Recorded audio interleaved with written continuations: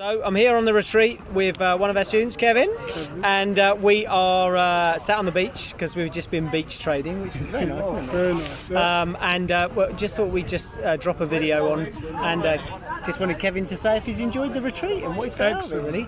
Yeah, he loved it, mate. Excellent. Every day's been. We've done trading as well as classroom. Learning. It's been great, isn't it? I've learned a lot. Yeah, and the people are pretty all right as well, aren't they? Especially Dan.